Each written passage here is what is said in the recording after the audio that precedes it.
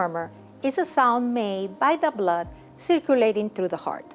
Heart murmurs in children are very common, with more than 50% of children experiencing heart murmurs at some point in their lives.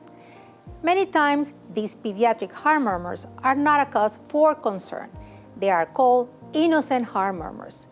Some heart murmurs in children can indicate congenital heart defects and require further medical attention. Some of the signs and symptoms that could be associated with heart disease are bluish discoloration of the skin, shortness of breath, breathing fast or cough, poor feeding, poor weight gain, dizziness or fainting, sweating, chest pain during physical activity. If you feel your child may have a heart murmur, please consult with a pediatric cardiologist for further evaluation. We are always here to help.